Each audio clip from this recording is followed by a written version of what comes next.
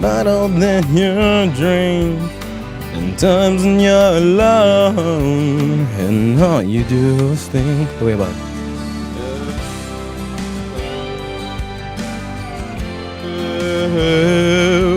I'm wanted, dead or alive.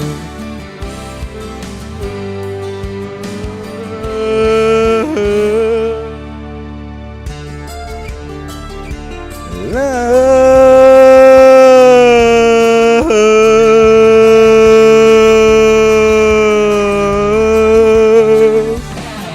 and right.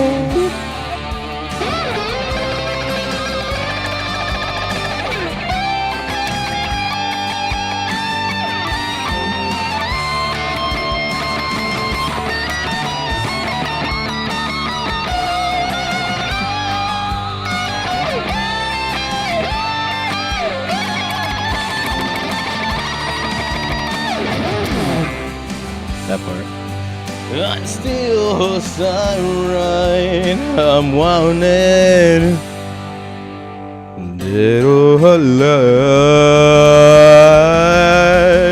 Walk these streets with the 6-ring on my back. I play for keeps, 'cause I might not make it back.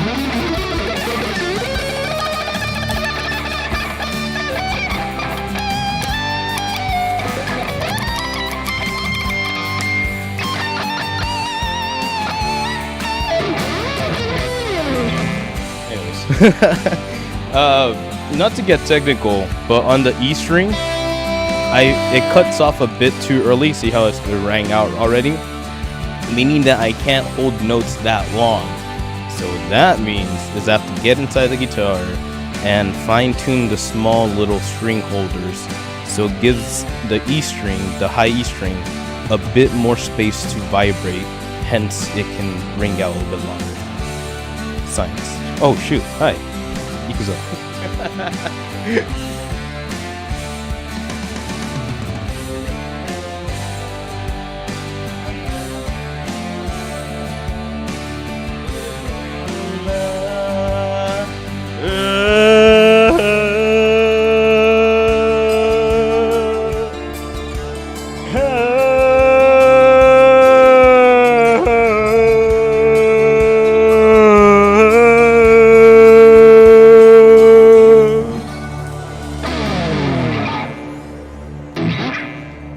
We're not even close to playing that song. Okay, we're gonna have some fun. What that means is that I don't know these songs, and that's fun. Not as well as one should have learned, but it is a Sunday fun day. We're running late because that is the vibe, and yeah, close, very close.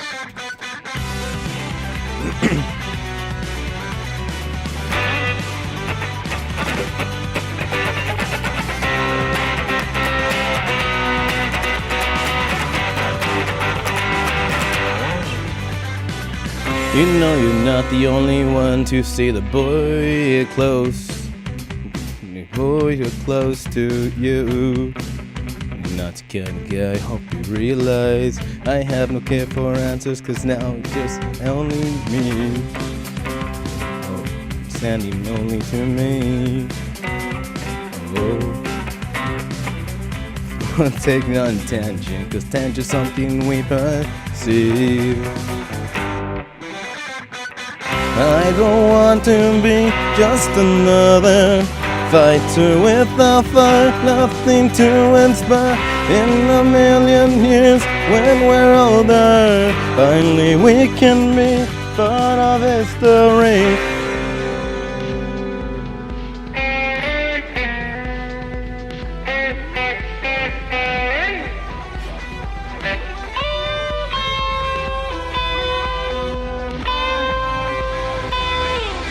From your retrospect point of view, it's an event. Don't care what to reinvent, don't care to what extent.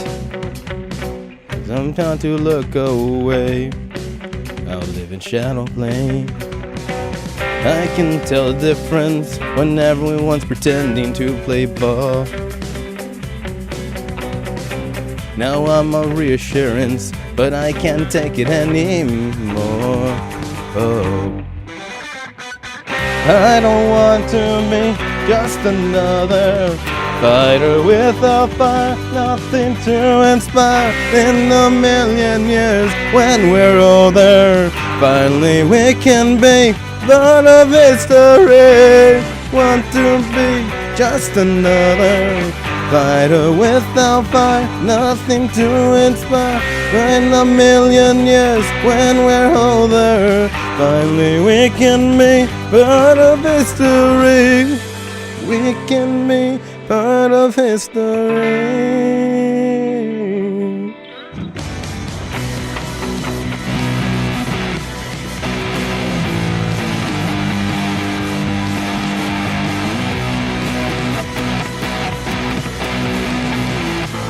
I told you, I tell myself, it's alright,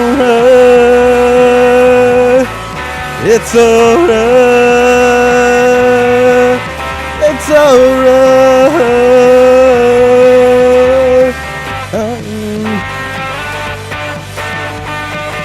I don't want to be just another without fire, nothing to inspire.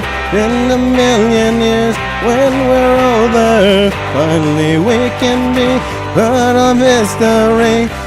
Don't want to be just another fighter without fire, nothing to inspire. In a million years, when we're older, finally we can be part of history. Part of history. Ow. Yeah, man. There's a lot of bands out there that actually don't have that much buzz around them. I feel like that's something that just should happen more often. That's what we do. Mucho tanoshimi. I bet you thought we were done. It's what I owe you guys for being late. He goes up.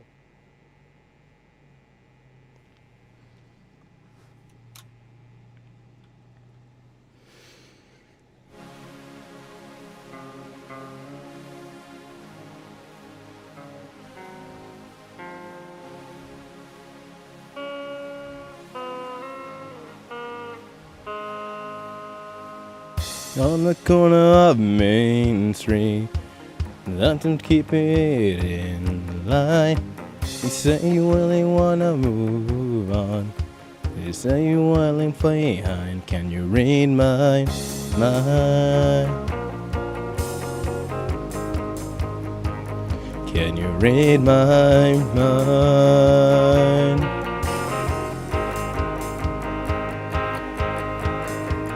Never really gave up, breaking out of this two-star town. I got the green light, I got a little fright. I'm gonna turn this thing around. Can you read my mind? Can you read my mind? The good old days, an honest man, a reckless heart, a promised land, a subtle kiss that no one sees, a broken wrist of trampolines. But I don't mind if you don't mind, 'cause I don't shine if you don't shine. Before you go, can you read my mind? Funny how just break down, waiting on some sign.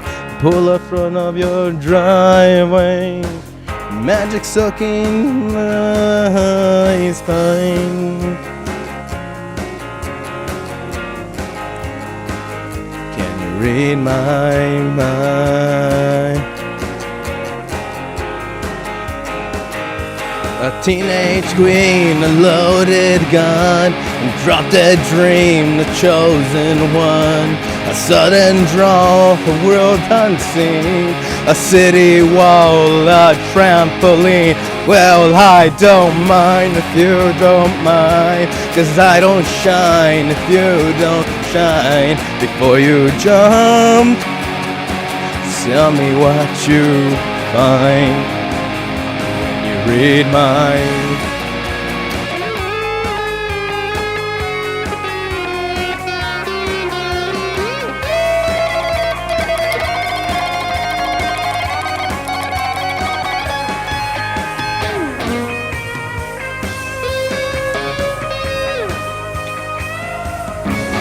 In my fifth until I'm couldn't that call. Woman, open up the door. I want to breathe that fire again. She said, 'cause I don't mind if you don't mind, 'cause I don't shine if you don't shine. Put your back on me. Put your back on me.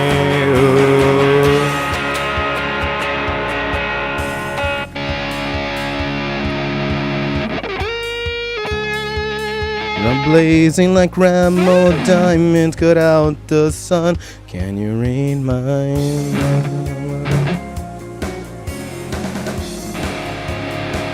Can you read mine?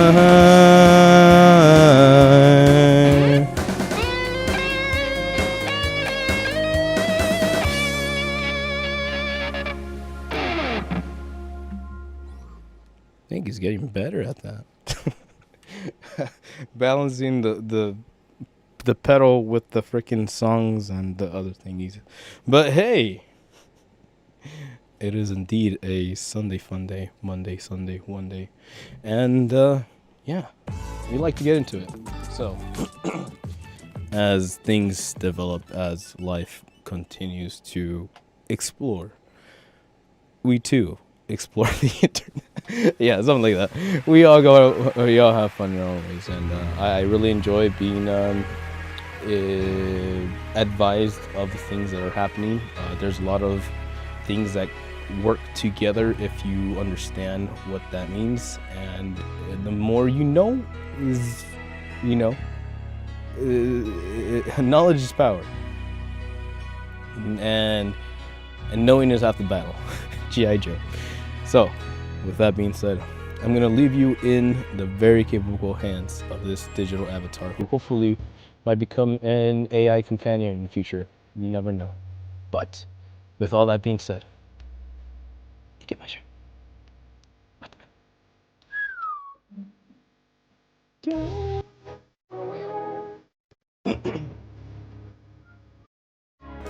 As this music intensifies. It's true! We're starting off the big one, boys. Ladies and gentlemen. Nintendo sues the US government over Trump's unlawful tariffs that led to last-minute Switch pre-order delays, demands refund with interest. Le coin of challenge. We might have brushed up upon this on yesterday's Resident Evil stream, but it turns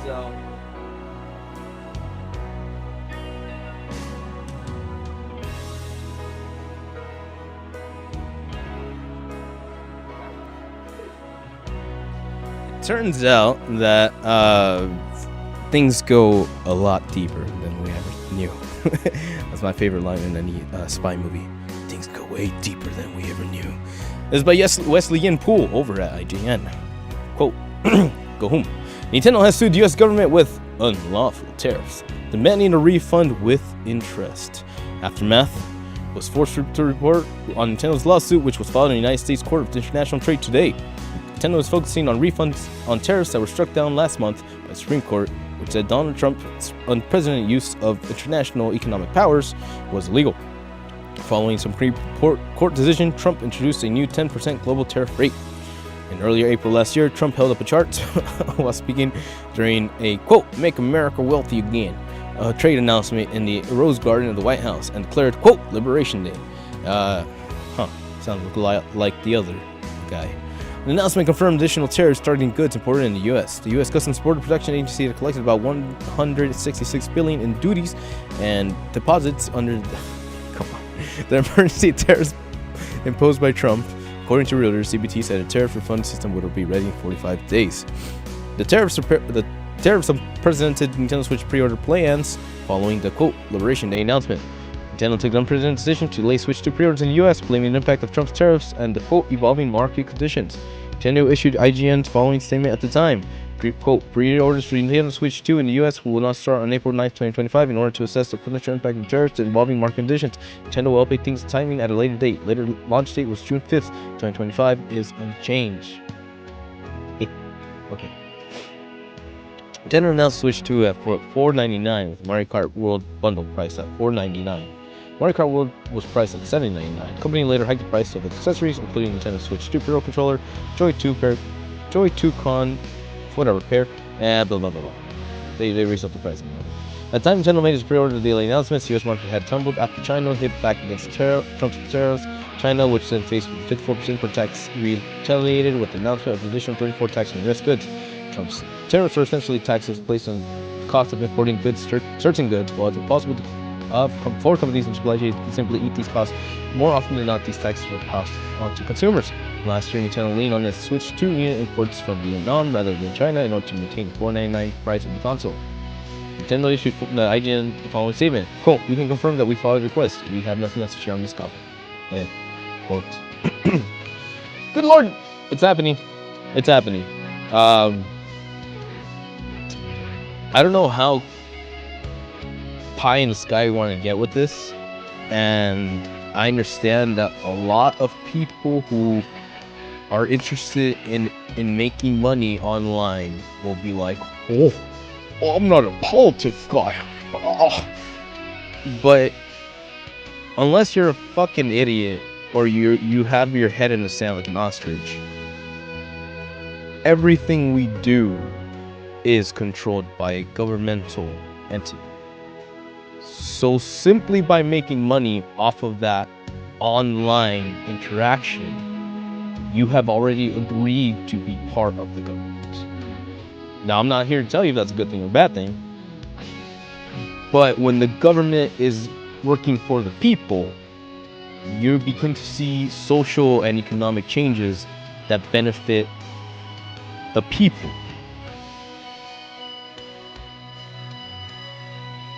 When you see a government reduced to this, you can bet your bottom dollar that someone is just out there farming more revenue. So my new question to Nintendo, in this moment of reconstitution, is called, if they win this whatever lawsuit, which I don't think, honestly dude, World War III might start over this, over a fucking Nintendo Switch 2. And I know that sounds hyperbolic, but you should know by now that nothing I say ever fucking comes out without factual backing up. Cause who owns stocks in Nintendo? Crown Prince of Saudi Arabia. Once they bought out into Nintendo stocks, all this shit started to fluctuate. Right? I'm not telling you anything. I'm just saying what happened. And the final fact, who gave this fucking orange orangutan a jet from Saudi Arabia? So now, if all these little bitches want to start going, oh, that's my money. No. That's my money. America for weak right now. That's my money. Again, they may or may not have a prerogative to do that. Or even a factual basis of reason to do that. But again, when I said we didn't have that much time of certain people using our favorite pastimes, our entertainment, our quote-unquote nerdy ass fucking geeky ass stupid shit that makes you fucking lame for using it in the 90s. But now that there's money, big money involved in this shit, all of a fucking sudden,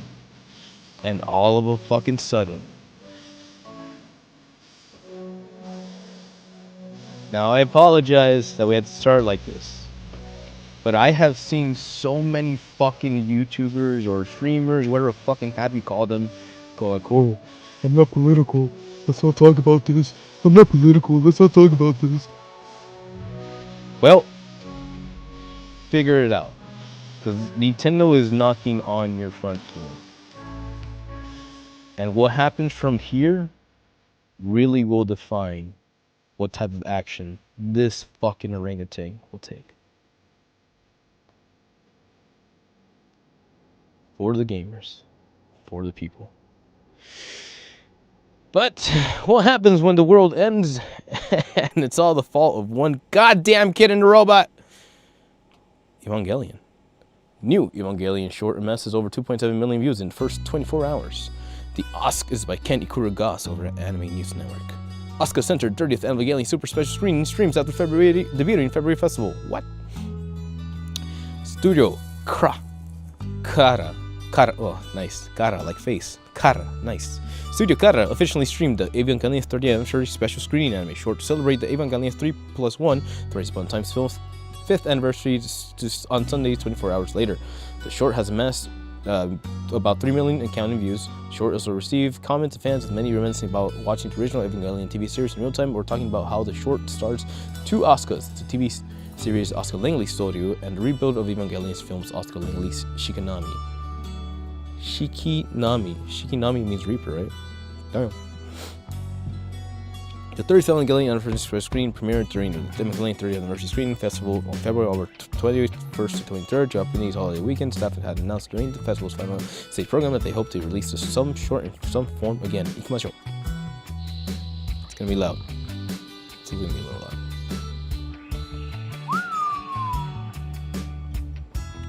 Take a break, boys. What do we got? Oh, that's cute. If I do this, you guys can't see it, right?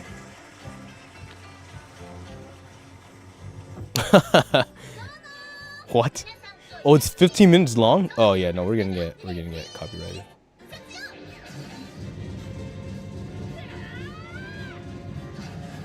Oh. Is this new? Oh, it's a comedy thing. It's legit though. It's like an animated comedy gag. Ah. Sorry. I heard Shinji go, ah! I was like, whoa. Tabaka. That's her line. She said the thing. She said the thing.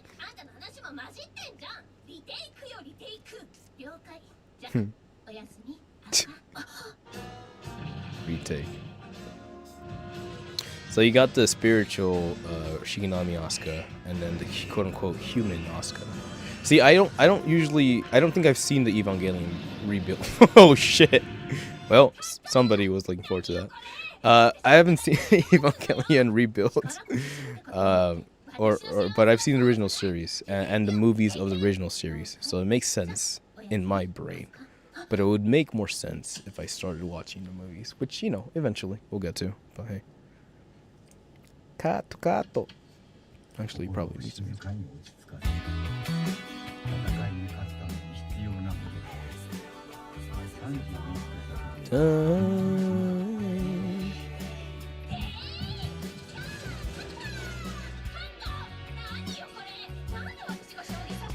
Anyways, this is gonna go for a while. You can go watch that if you're interested. That sounds very fun, but very cute. It seems like you got a spiritual Asuka talking to a real, quote-unquote, real-life Asuka, and having her like relive a day or dream a moment or something. Kaiju battles, Pizza Hut. There you go. There's your boy. He's waiting for Shinji to pop up, and he's not in a freaking robot. Oos, oos, oos. Nice. That voice. That's OG voice.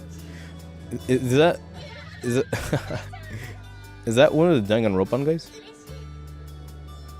She killed him. So we continue.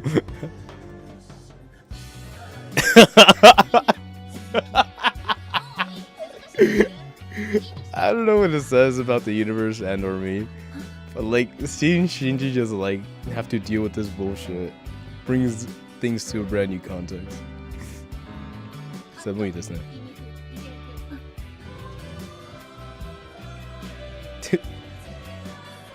Third and fourth from back.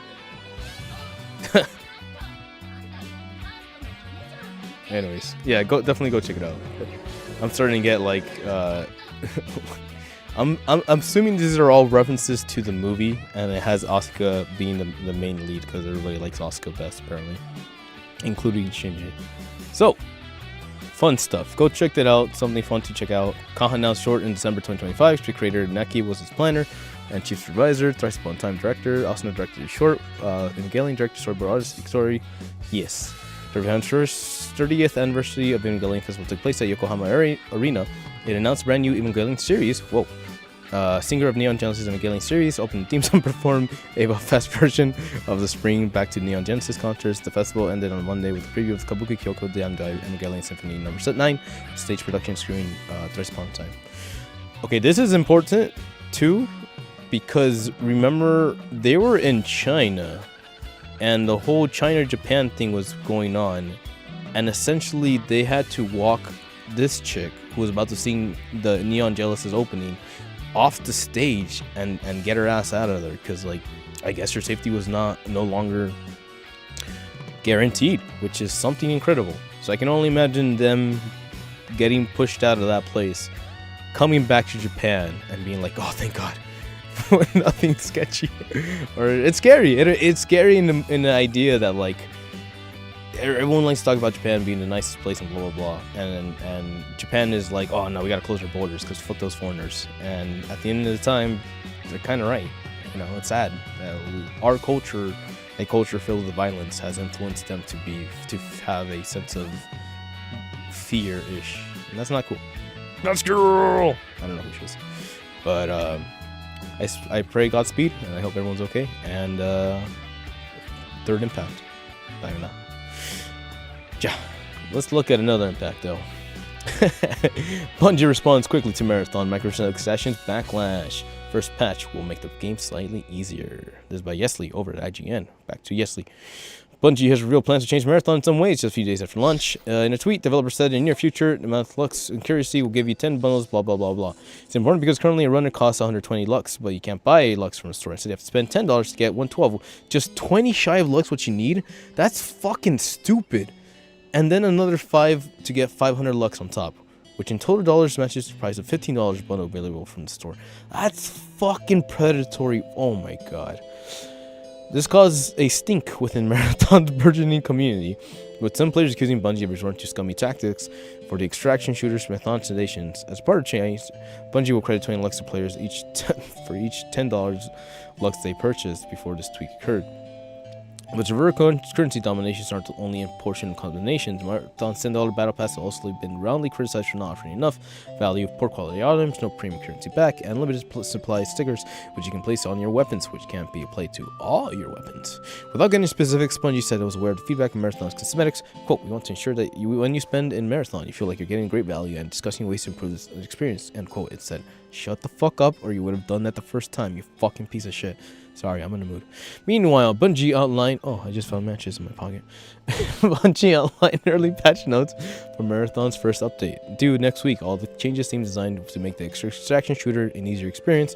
The highlight for me is the increased number of med cabinets and mutations, blah, blah, blah, blah, blah. Blah, blah, blah, blah, blah, blah, blah. Marathon is a very difficult game in which it's easy to run out of ammo. Enemy AI feels particularly powerful too, so one wrong turn can end your run big and nice, especially if you don't have time to fight back. Boom. Patch notes, I don't care. As I mentioned, previous reporting, common challenge for very nature Marathon is a distraction shooter. If you die, you lose all your gear. And not just what you looted while on the battlefield, but what you brought in. And it's given easy how to die in Marathon. It can feel brutally punishing video game.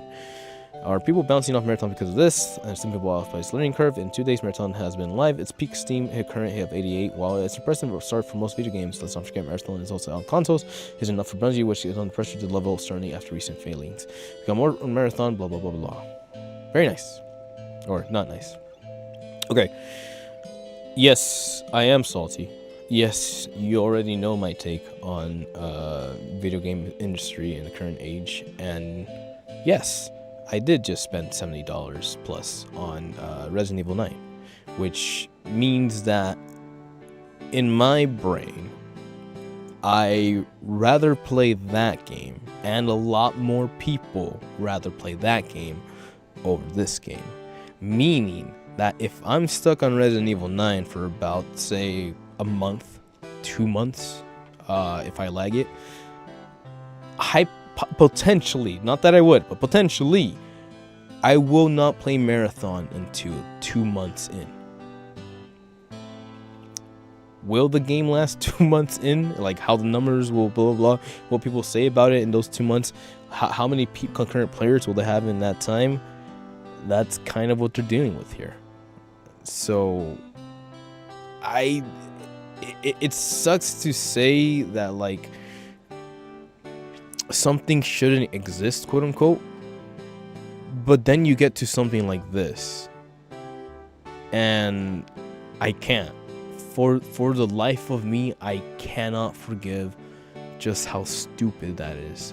Whether that be from PlayStation, like a CEO forcing them to put that fucking transaction gimmick, or whether that be from the actual, like, one of the marketing leads or whatever, going like, oh, we have to make this much money, so let's just have them do it like this.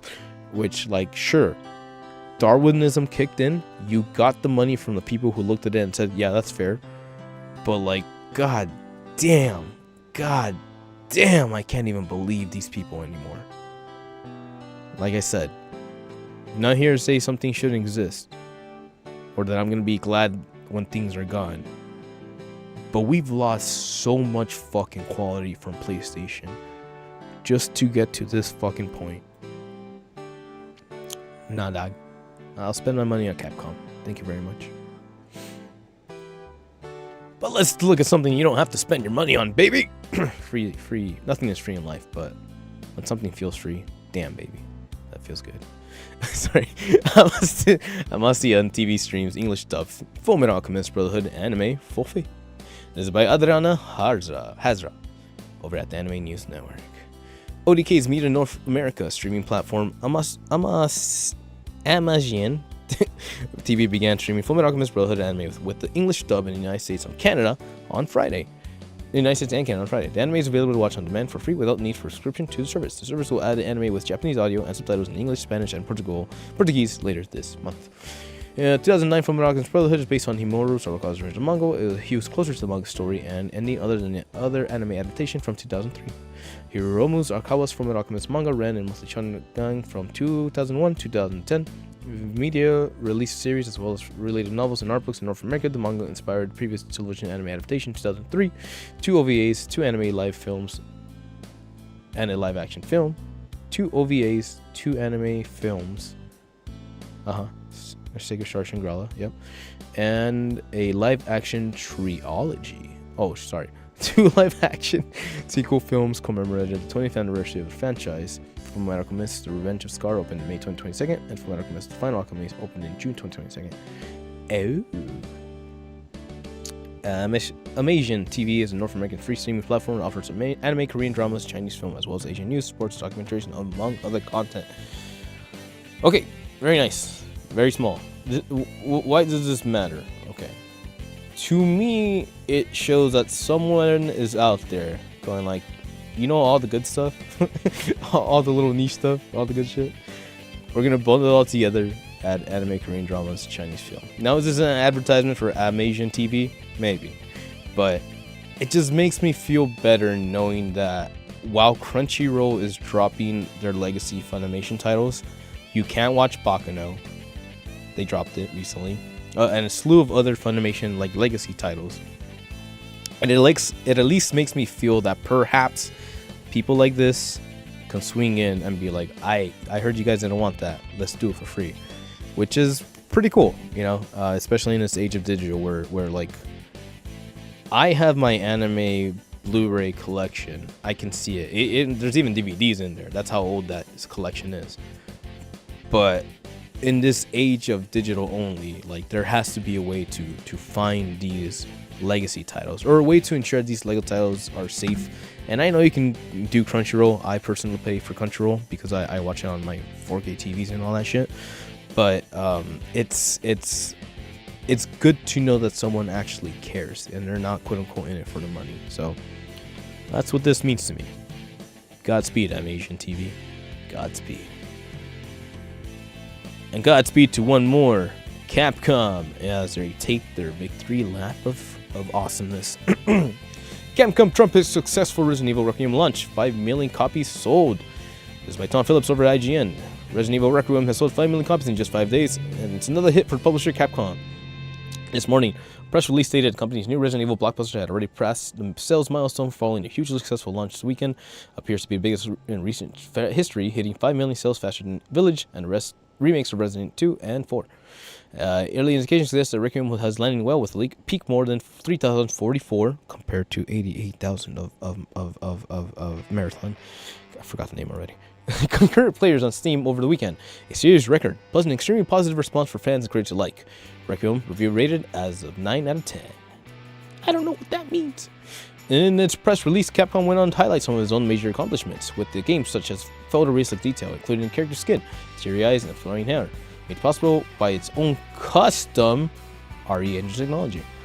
But while Requiem certainly looks the part, the game's success is likely due to a whole host of reasons, such as the return of hugely popular hero Leon S. Kennedy, major focus on nostalgic elements such as the series' long-awaited return to Raccoon City, the title's fun mix of survival, horror, and action gameplay, spread between sequences with Leon and FBI race Ashcroft. Significant buzz around the game was successfully built up by Capcom's prior to launch, with the publisher hiding Leon's involvement until just a few moments ago. Noise. Despite persistent rumors, the game's launch week has also been filled with the furious excitement as fans find numerous cameos and Easter eggs from the series pass and work together to solve the finished final puzzle challenge, which has now been completed. Which I don't know what it means, but I'll figure it out. If you're already one of the millions playing, Requiem's guide will help you. Blah blah blah. Very cool. So yeah, man, there's a fun little story right there. Respect to respect, credit where credit is due. Resident Evil.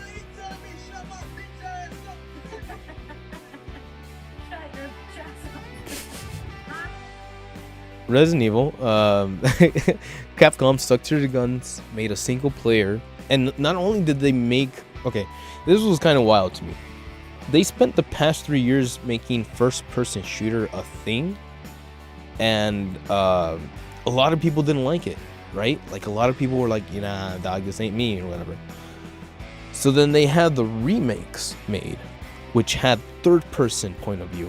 And those are fairly beloved. I know a lot of people don't like 3. I personally really fucking enjoyed number 3. I love Jill being super cop. It was really cool. And 2 was amazing. And then 4 changed my life. Like, literally. Play Resident Evil 4 in PSVR 2. Or complete Resident Evil 4 in PSVR 2.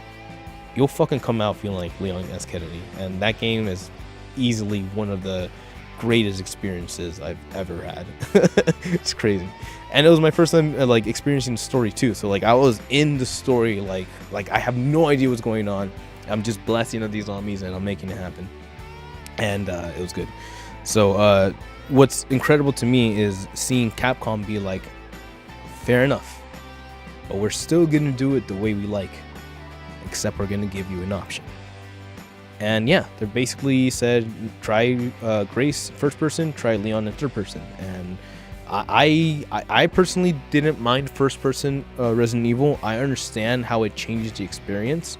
Again, I didn't mind it. I understood that they were trying to do a VR implementations. That's why it was in first person, and that's why I really love them for doing that. They're one of the few companies that actually invested in PSVR in a very creative and immersive way, and I will forever be grateful for that to Capcom, which is why I give them my $70, easy peasy, lemon squeezy. But it had to be physical, so I bought that game physical.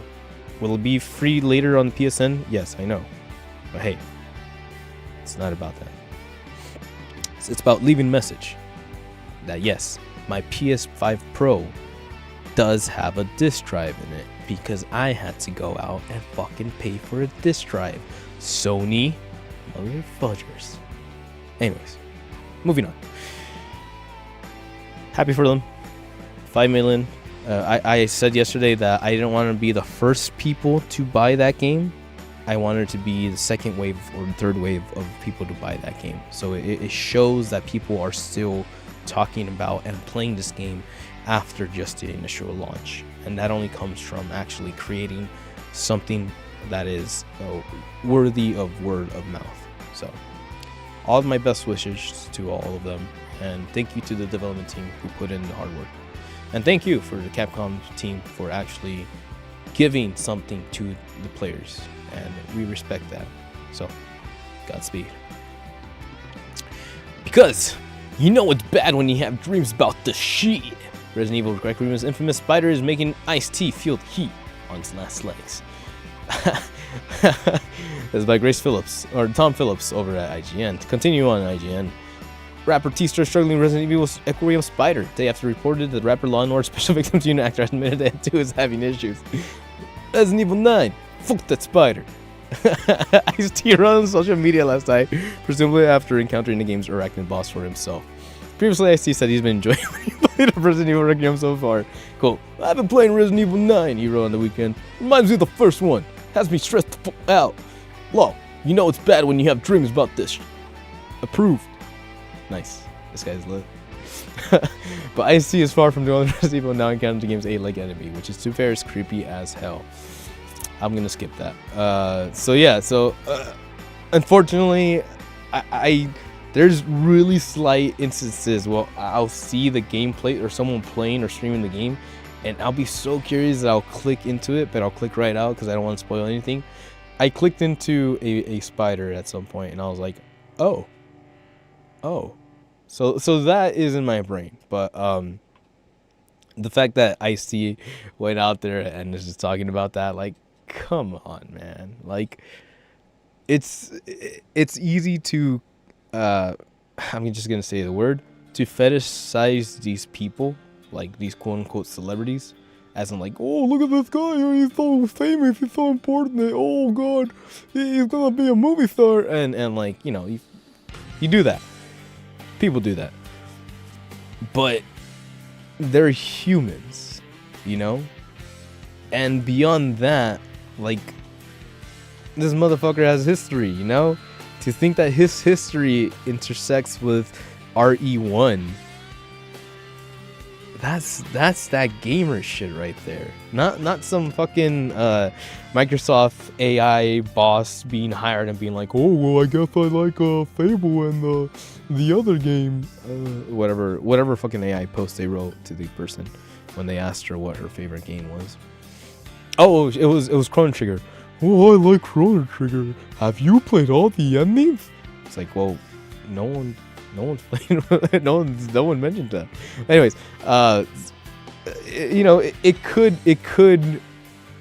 very well be that she is a Chrono Trigger fan. Oh, I disappeared. And like that could happen. That could be normal. But it's just the idea of like, you can feel the passion when someone actually gives a damn. And Ice-T going out there when nobody asked him to, and be like, "Fuck the Spider-Man."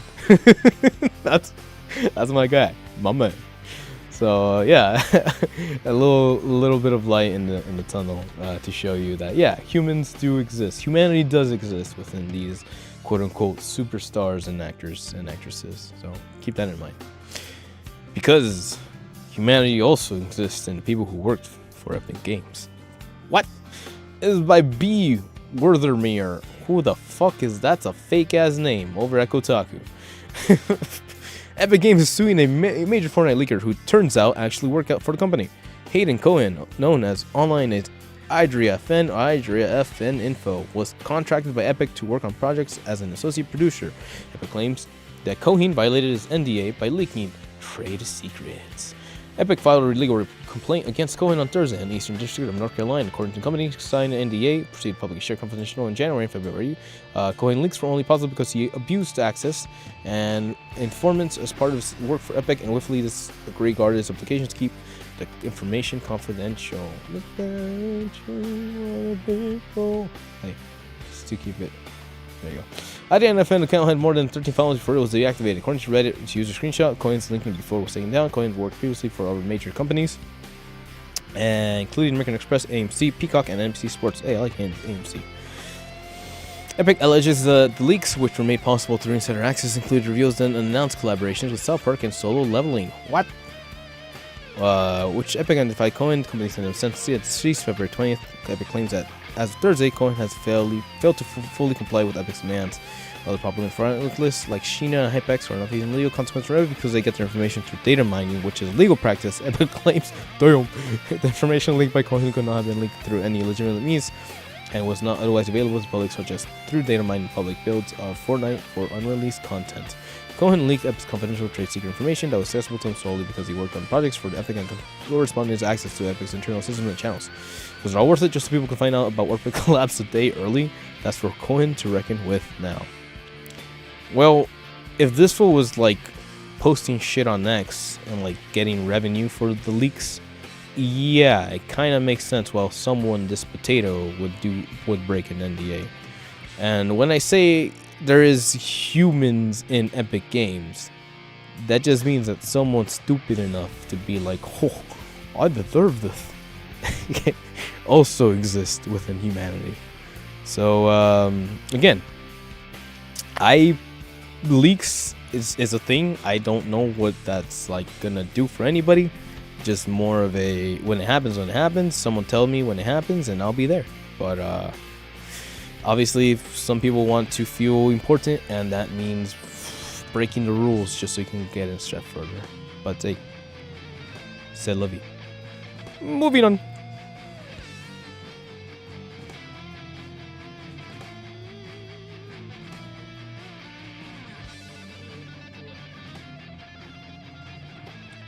Something about her child? Who? T-Bone Hype. ¿Qué pasó? Nagoshi's gang of dragon may never come out after NetEase cut funding when they realized an extra $44 million was needed to finish the game. Sheesh. Right now, his studio may have shut down. This is on IGN by Yesli Yinpo. It's my boy doing the work out here. Yakuza creator Toshihiro Nagoshi's new game is now in doubt after investor NetEase warned the studio that it plans to cut off funding. Gang of Dragons was meant to be the debut game from Nagoshi Studios. The developer formed by Nagoshi in 2022 under NetEase after he departed Ryuga Kotoku a year earlier. Perhaps unsurprisingly, it looks an awful lot to Yakuza. Bloomberg reported that Chinese megacorp NetEase told Nagoshi Studio that employees will stop financing the studio in May, which will in turn likely mean Nagoshi Studio will have to cut down. NetEase is currently in the process of cutting its video game investments, which have already led to studio closures and layoffs. Let's not get that crazy. Woo. According to Bloomberg, NetEase made the decision to cut Nagoshi's funding and learned the Gang of Dragon at least $7 billion, approximately $4.44 million, to be completed. Nagoshi is apparently trying to find new investors to help buy out the studio without much luck. News comes in just under months after Game of Dragon joined a flashy reveal at Game Awards in December. Now it looks like it may never see the light of day. That was my question. That is very strange because this game was literally just announced at the Game Awards, meaning that they had to pay up the ass to be presented at the Game Awards, meaning that perhaps the budget was not there.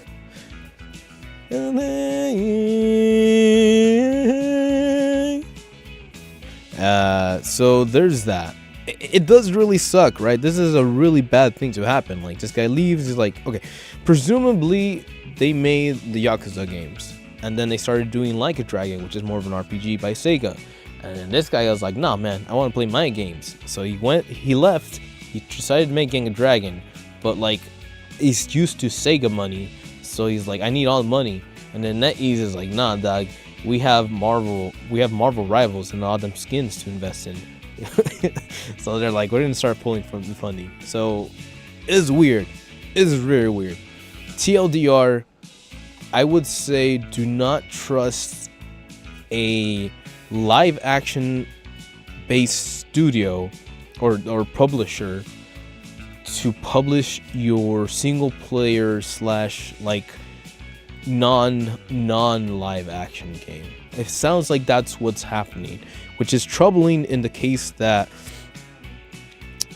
if only these people are left, then we will be surrounded by live action games, which again leads to the downfall of the game industry as we know it today. But hey, don't stress out about that. I'm here for you.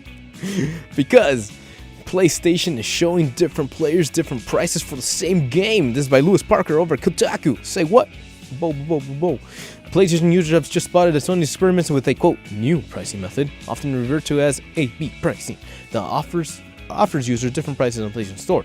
Fortunately, this is actually new, as Sony has been offering users dynamic pricing for several months now. As noted by Push Square a few hours ago, a thread titled PSN game price goes up when signing in, but that was posted in by subreddit, as you can see from the image in the thread. The screen units should be on sale for $3 in the UK, however, if logging to your PlayStation Network account, users noticed they were instead offered a price of $10. Still lower than the game's standard $24.99, but not nearly a steep discount. As it turned out, this isn't the first time Sony experimented with this form of dynamic prices. PS Prices, a video games discount comparison website, spotted these disparities back in November 2025, while unconfirmed users on Reddit reported that Astrobot was subject to A/B pricing back in 2024. According to Price Investigation, A/B pricing is published specific on the PlayStation Store, as reported that 2K games focused on entertainment, Deep Silver, Bethesda, Rockstar Games have all participated in A/B pricing experiment, although several other publishers, including Ubisoft, now appear to be joining in on the fun. As other commenters had noticed, Microsoft has been offering dynamic prices since 2021. However, Microsoft's method is arguably a little more honest. Dynamic prices on games are specifically tagged as just quote for you offers on the storefront. Fortunately, although many commenters have speculated to the contrary, this doesn't actually appear to be illegal.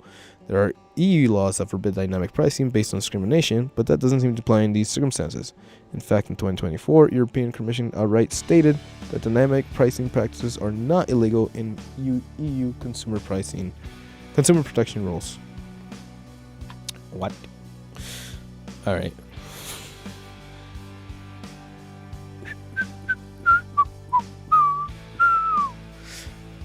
Okay, well, that's the thing. We've heard about dynamic pricing in terms of like, I believe you go to Best Buy and or you go to like Target, right?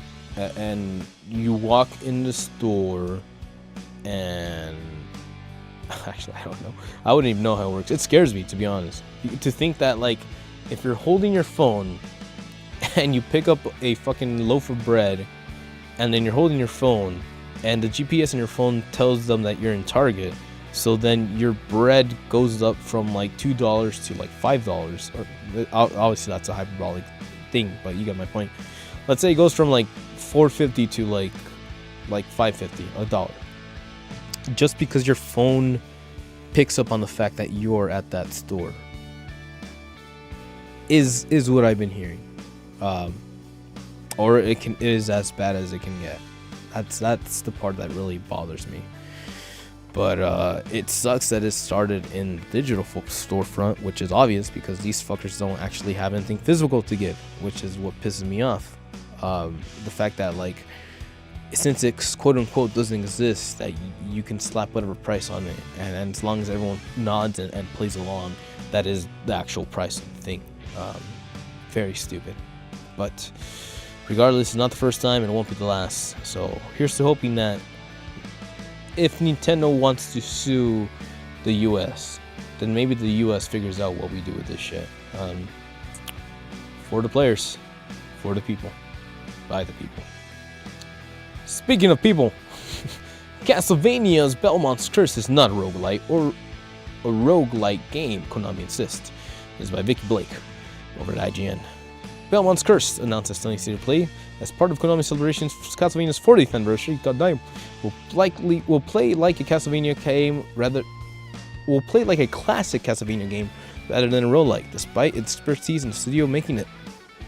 That's according to Konami, which told The Verge earlier this week that in a game developed by Dead Cells maker Motion Twin, it will play like a traditional Castlevania game. Castlevania, Belmont's Curse is a 2D action exploration game where players can frequently explore vast elaborate crafted maps. Konami's Tommy Williams said, it is not a roguelike or roguelike game, end quote. As for why Konami is making this clear now, well, the announcement trailer did leave some fans wondering about the gameplay. Not because some thought they would whip up a card pop-up on screen, as it was a roguelike power-up. As one prospective player said on Reddit following the Konami's clarification, quote, okay, now I'm interested. I'm so sick of Metroidvania games that are roguelites or roguelike Souls-likes. Or for that matter, another simply said, quote, I wouldn't want it any other way, to be honest, end quote. Belmont's Curse is later out this year on Switch, PC, PS5, and is already available to pre-order. The new stylized 2D Castlevania game co-developed by Evil Empire and Motion Twin set in 1499, where medieval Paris and engulfed in flames as monstrous creatures suddenly emerge from the shadows. Armed with the legendary whip, Holy Whip, and the vampire killer, Trevor Belmont's successor ventures into the burning streets and looming castles to hunt down the beast. Konami says this is just the first announcement in the Market Series' fourth decade, which started way back in the original Nintendo Entertainment Systems. Series, which has since spawned a hugely successful and critically acclaimed adult animated series on Netflix. There you go. I freaking love the Castlevania games. I'm not gonna say I'm good at them, like, fuck no, nor do I have the patience or whatever. But there was a time when I was able to sit down and just really like pour time into one single NES game. And I know it's not everyone's favorite, but Dracula's Curse on Nintendo Entertainment System, when night falls and you get Bloody Tears playing for the first time off of that Nintendo Entertainment System's music chip, god fucking damn, which is clearly the music that they're using here. This is Bloody Tears except updated. But the original song, when shit goes down and you're like, oh fuck, it's like survival of the fittest out here. Dude, Castlevania is so cool. And it really sucks that I can't get into it as much as I wish I could. So perhaps, and I feel like that comes from like a lack of story elements. Like, I don't really like exploration, but as long as there is a noise, as long as there is a vibe to it that's pushing one forward, I think I can get into it. So I'm very excited for Belmont's Curse. I've been wanting a Castlevania remake, whether it be something based off of like what's the other one? Symphony? No. Symphony of the Night is a PS1 one, but I'm thinking about the PS3 one, which is the prequel to Castlevania, Lords of Shadows, which is, yes, I hate to admit it, but it was produced by Hideo Kojima. So Kojimbo had a hand in producing one of my favorite Castlevania games ever, because it was a 3D Castlevania game, which is apparently really hard to do. But if Konami is starting with a 2D, investing in that, and then we come back around for a 3D, dude, I am on for the ride. I am here to like invest in shit like that. And as long as we're all on the same page when you can make shit like this, you got my shit coming. But hey, let's have a little celebration while we can. Because Kodansha celebrates its biggest manga and papercraft crossover anime short. Cute! It's by Ken Kudagrass over at Anime News Network. Kondensha debuted a lovingly short animated with stop-motion papercraft on Saturday. Kodansha asked fans, quote, "We've all seen legendary Akira bike slide before, but have you seen it animated entirely out of paper?" In just over a minute and a half, the video celebrates iconic moments from characters of Kondensha series.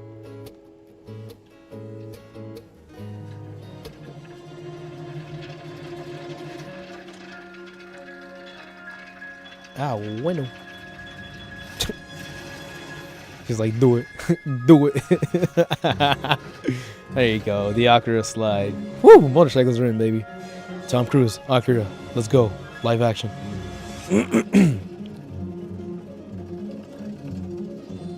Oh, that's Madoka. Bah.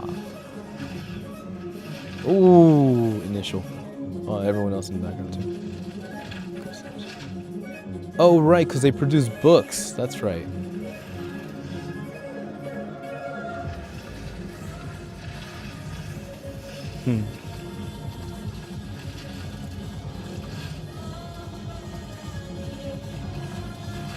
Ah, bueno. Oh, yeah, because made of paper. Pretty base.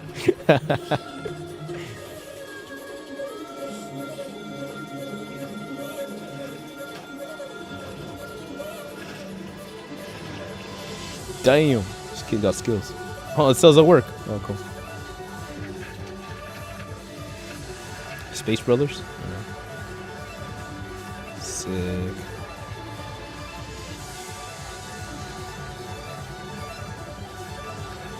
Oh, I saw Hajime no Ippo.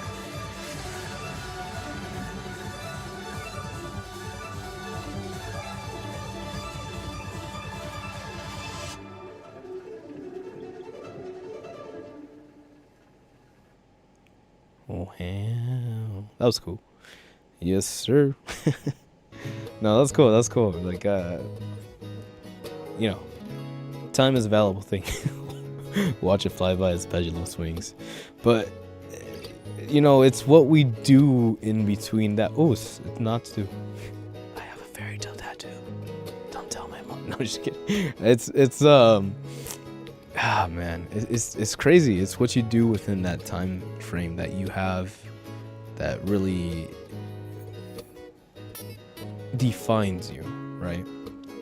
And, you know, you think about Sony, you think about their characters. At least I think about the PS3 generation, PS4 generation of Sony characters. And you think about Marvel, the kind of people that they've created. You think about the animes, what they've done. You think about Garfield. Fucking love that cat. Love lasagna.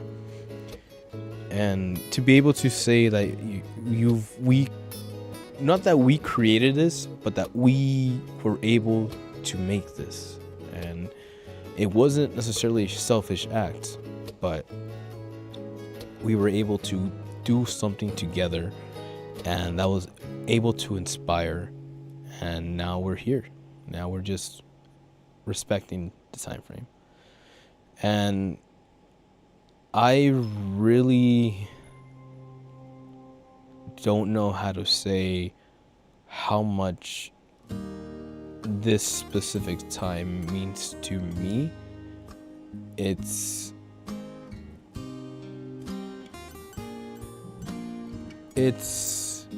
interesting to live a life and to start seeing details fill the cracks to a point where you almost have to accept that things have to happen, or things need to be done, or things will happen in a certain way, or you just stop thinking that it's not impossible. That it is. You stop thinking that's impossible, right? You start thinking that it's not impossible. And you just kind of start to mentally get ready for that. And I don't know when it's gonna happen, how soon or whatever, but again, Akira movie is gonna happen. It has to happen. There's a lot of reasons why it has to, but deep in my soul, I need the universe to see the movie Akira. And the best chance we're gonna get to having people see that is to put it in Hollywood. So while a lot of people don't want that to happen, me to an extent included, I need the right people to get working on that film and to release it as soon as possible, because we are running out of time. Tori directed the Light Hole video with Tokoroshi serving as animation director. Video features characters from Akira, blah blah blah, sells and show initial details of work goes in the show Akira Fairy Tale and more. Huzzah! Very nice. I just wanted to show that. It sounds very nice. Because now we get into the important, intense stuff. Stay with us. As the Trump administration debating allows Chinese company Tencent to keep its stakes in U.S. gaming companies such as Fortnite maker Epic and League dev Rider. Potential security risk. Your mom's a security risk.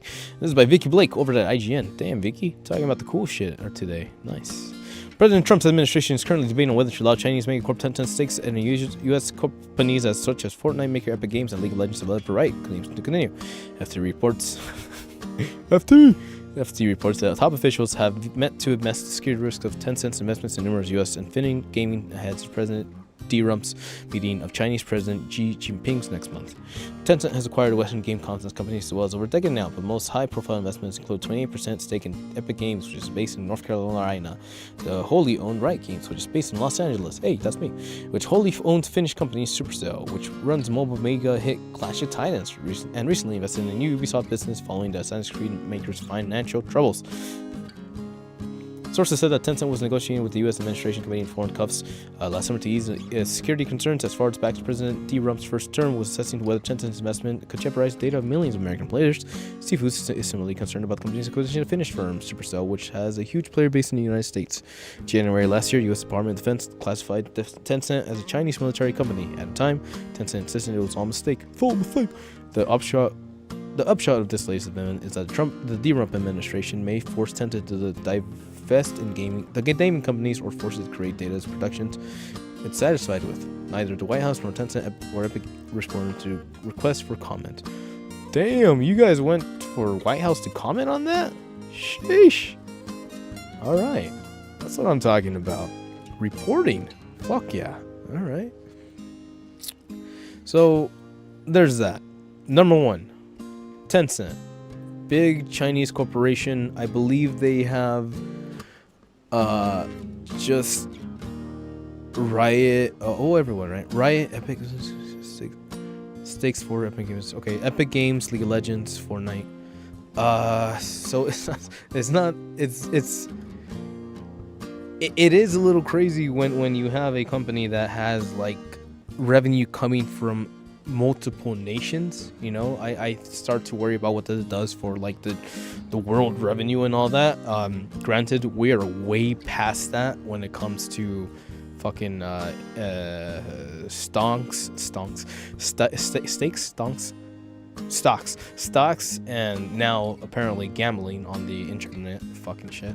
But yeah, it's to come around and be like, oh man, well, these guys are too big. They have too much data. We're gonna have to break them up. Is somewhat fair, but again, how you do anything is how you do everything. So the fact that it is this administration that is essentially asking them to separate their quote-unquote powers, so they can perhaps have an easier time, quote-unquote, adjusting or acquiring specific needs from each one of that company instead of having to demand all three demands from one big conglomerate, kind of checks out. Now again, I'm not here to tell you what to think or what type of person is going to say about what type of way, but yeah, how you do anything is how you do everything. And if there's a power hungry person just looking at getting more money from a fucking video game source, as we acknowledge in the very beginning of this episode, video games are now being hunted on as a valuable source of revenue when it comes to investing in nations, countries' pockets. That's where we're at. So let's keep on going. As the Trump White House uses Call of Duty Modern Warfare killstreak to celebrate killing people in Iran.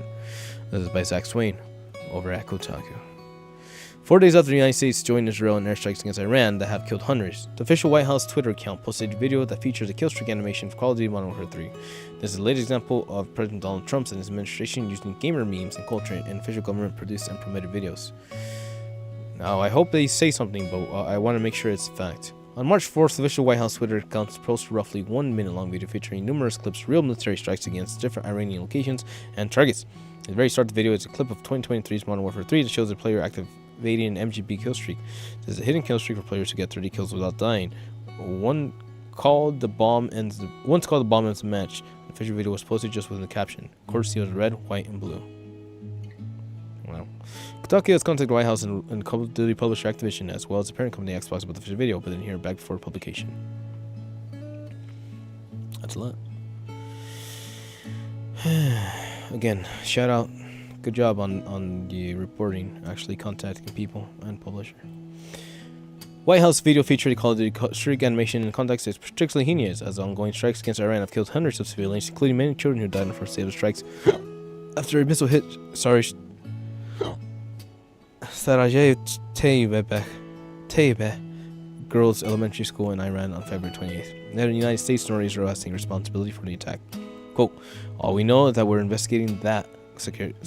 All that I know is that we're investigating that, said Secretary of State Marco Rubio. Quote, of course, we never target civilians, but we're taking a look at investigating that. DRAM's terrible history using gamer memes. This is the first time the Trump and his administration have used video games in official government context. December 2025, the Department of Homeland Security posted videos showing various armed ICE and Border Patrol thugs arresting and detaining people with music from Pokemon in the background. The very next month, the HS posted an image from Halo featuring Master Chief driving Warhog from the captions, quote, finish the fight, and quote, destroy the flood, likening immigrants to the parasitic aliens of the sci-fi franchise. That same month, White House Twitter posted an AI-generated image of Trump, who's currently dealing with a big gross and red rash, wearing the Master Chief's infamous green armored suit. Quote, DNH will reach people where they are at with context and they can relate to and understand, whether that be Halo, Pokemon, Lord of the Rings, or any other medium. Quote, ADA spokesperson told former Karaoke editor Alicia Mercante in October 25th. Quote, DHS remains later focused on bringing in awareness to the flood of crime that illegal aliens have inflicted in our country. We aren't slowing down, end quote. In an interview with the GameFile, the Halo co-creator Marcus Little called the post absolutely abhorrent and added, quote, it really makes me sick seeing Halo co-opted like this, end quote.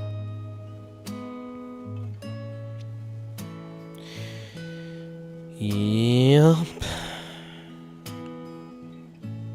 Where's the last one?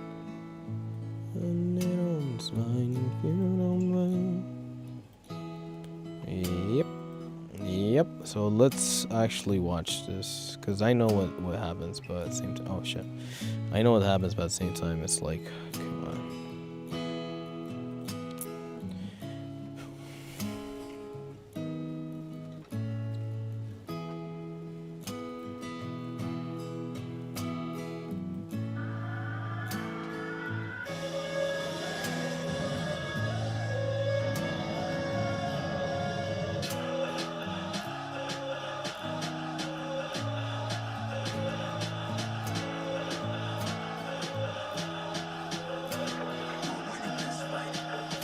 That's the game. But I think the first two were actual like videos.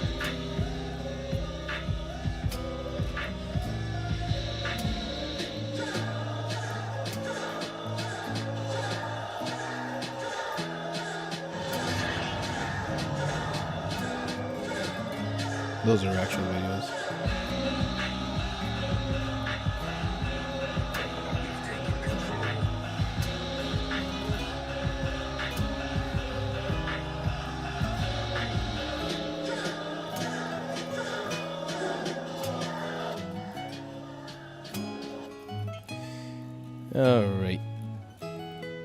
Alright.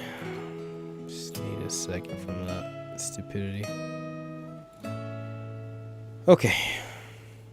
Where are we at?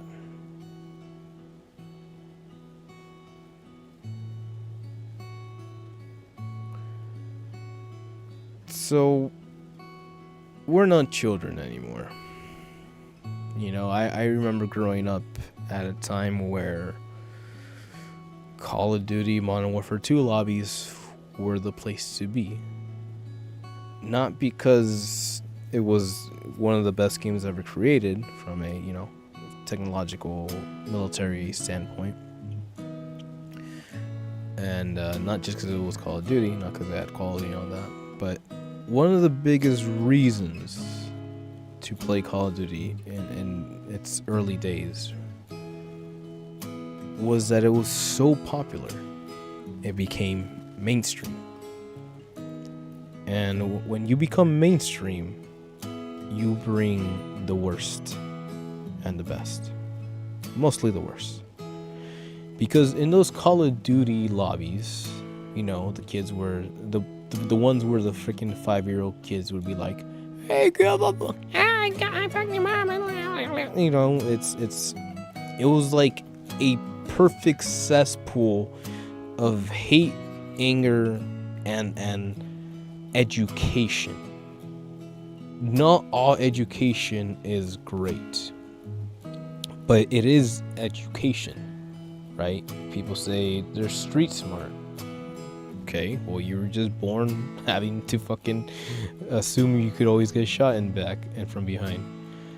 And it's one thing to be there, right? To be that kid, to be that guy, to be that adult, to be in that lobby, to be in that generation, in that time frame, in a generation where all we knew as Americans in the 2000s era was the war in Iraq. And that all inspired a certain culture, a certain cesspool. And that was the Call of Duty Modern Warfare era. So to understand that those specific people are now in the government posting this type of shit because it makes them feel better, right?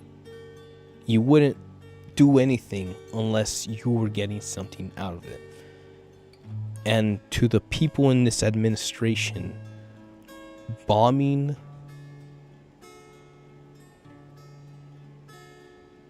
people, but viewed as things, makes them happy.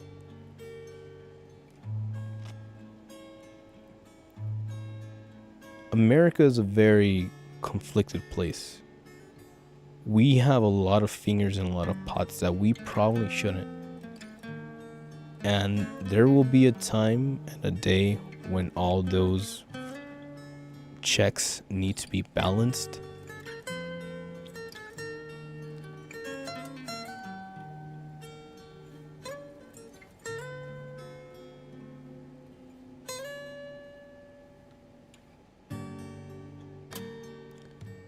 And we'll see who will be there to balance them.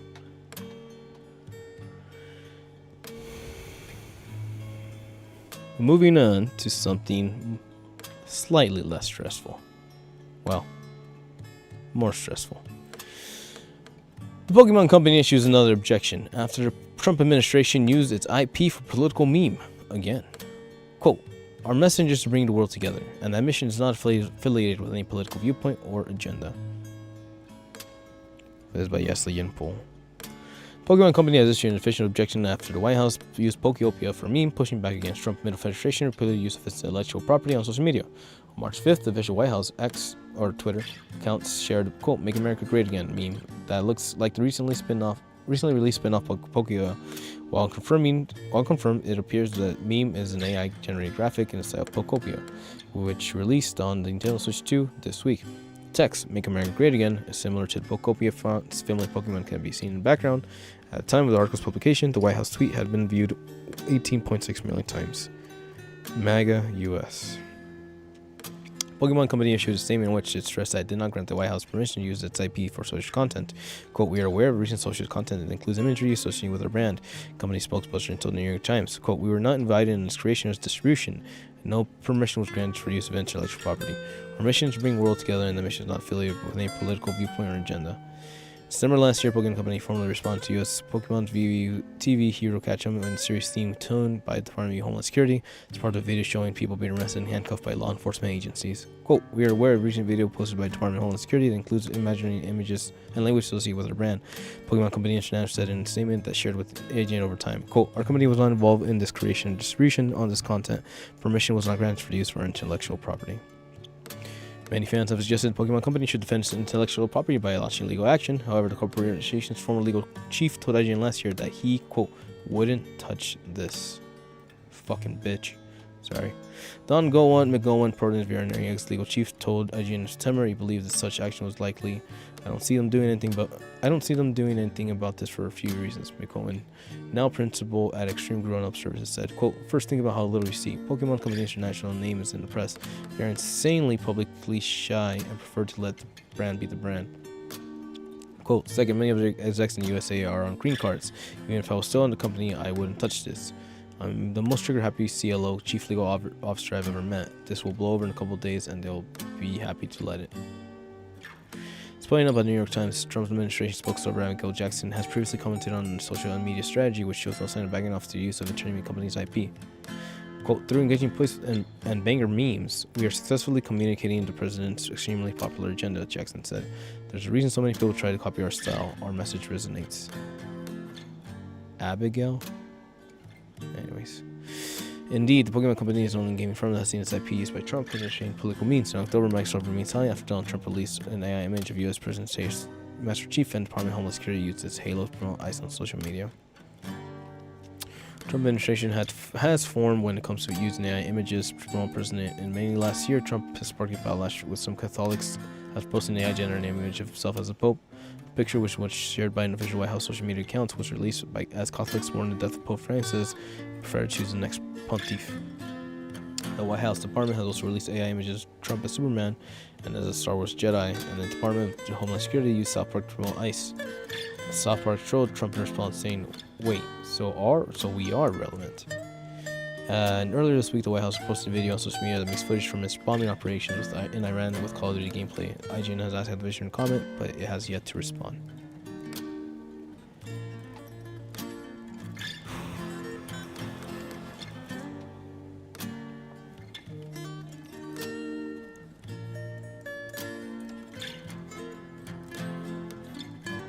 Make America great again. Yeah, I saw this online a while ago.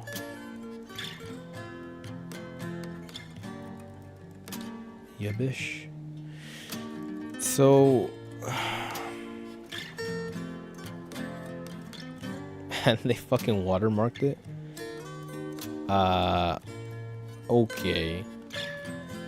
Yeah, I don't know. I feel like that's like a step, like, you're gonna fucking copy all of this, put on your stupid ass bitch ass slogan, and then watermark it. You guys are fucking imbeciles, man. And what pissed me off the most, real talk, is the fact that they don't care. Pokemon doesn't care, right? Microsoft doesn't care. When it comes to immigrants and deporting people, they don't care. They don't fucking care. Even though apparently most of them are on that green card, which is like they're specifically going after people in your bracket, and the only reason you're fucking allowed to be here is because your name is tied to a fucking company that apparently is worth value to that administration, instead of being a government that encourages immigration, legally, yes, immigration, to help inspire the creations of what we create in this great nation. That's the part that pisses me off. That when it comes to something that quote unquote actually matters, in my humble fucking viewpoint, they shut the fuck up. They can't help themselves because it's a legal thing, or it's like, oh, we don't want to get in trouble by the fucking government. Blah, blah, blah.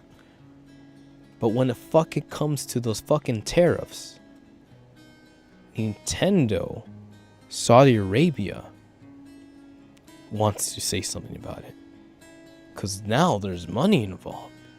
Fuck the Mexicans, fuck the immigrants, fuck us. There's money involved. And again, all this happening over video games. So if you want to fucking stand there, buy your fucking Pokeopia, and be like, oh, I don't want to get political. I'm not political on this channel. Shut the fuck up. I'm so fucking tired of people just fucking being ostriches with their heads buried in the sand.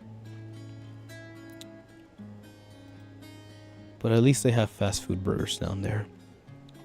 Because fast food CEOs are currently engaged in an online burger eating war. What started as a silly video from McDonald's CEO last week turned into one of the weirdest pop culture moments of the last decade. By Zach Swain over at Kotaku. Last week, CEO of McDonald's, let me see what date this is, March 4th. Okay, that's a week ago. CEO of McDonald's became the main character of the internet after he took a tiny bite of fast food company's quote latest product and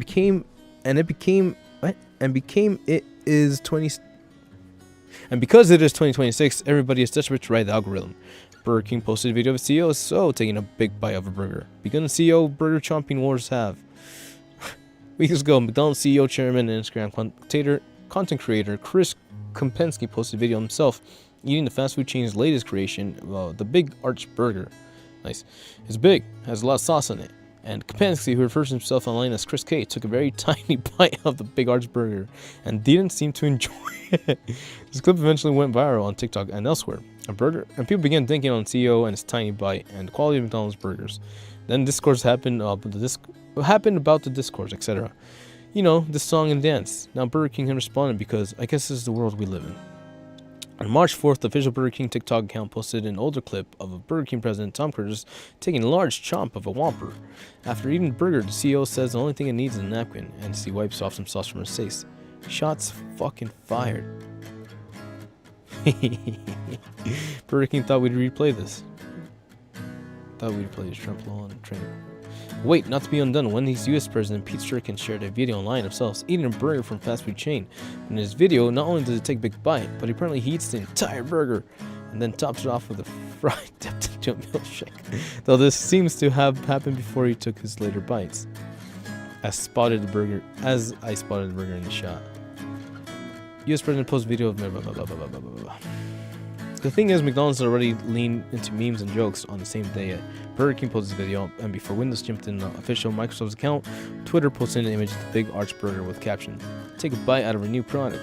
This is a direct reference to one of the most quoted bits to the original viral clip, where Chris P says he loves this product, while tapping its cardboard shell.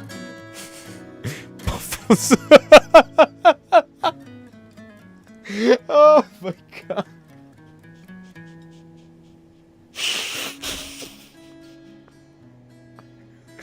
If you needed any fucking implication that these people aren't fucking human, while tapping on a cardboard shell, he's about to eat that fucking cardboard. Buffalo Wild Wings and other food joints also got in on a meme. All this led to people using the term burger mogging online.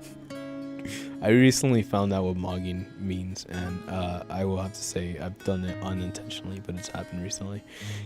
Can't believe the Burger King CEO just burger mugged the CEO with more aura than any corporate Moid has ever had. Bro is frame dominant with a Whopper. It's over for the Golden Arches. Posted Alex Cohen online in a tweet with over 2,000 likes. Man explaining what that posted someone from like 10 years ago. Good luck. Anyway, I now with the videos of CEO, Arby's, Whataburger, and Freddy's eating hamburgers in front of the camera in some grim attempt to rebuild the monoculture we lost many years ago. Burger Chomping CEO war is just heating up. There's so much left to milk from this rare moment in which more than 10% of the internet is focused on the same thing. Oh, I know. Fuck yeah, I'm curious. We're almost there.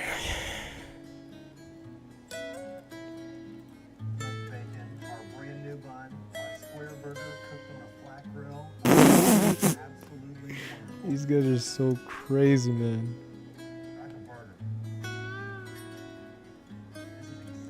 Slow down, bro. Slow down.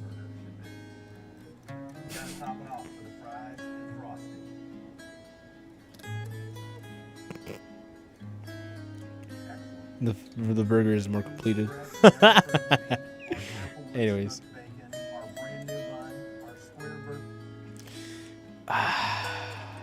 Thoughts? Anybody? Oh man, I want to see the Burger King one.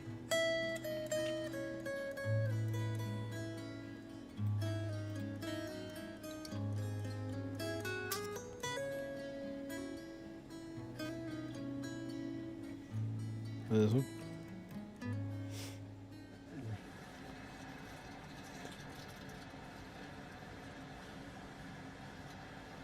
Not bad, right? Only one thing missing. A napkin. Yeah, that guy's fucking beast. Look. Not bad, right? Only one thing missing. Oh my. Oh. You people are crazy, man. Only one thing missing. A napkin. Oh, you guys are crazy. Whew. Alright, well, in case you didn't know, That's the world that we live in today. Look, here's all I'm gonna say. If you've ever made food with love,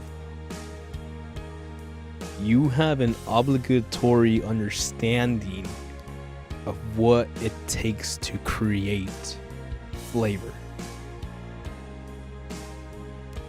And the fact that this homeboy is the only guy wearing an apron and he's in the fucking kitchen, that is the production line of those burgers. They just built that burger, hypothetically.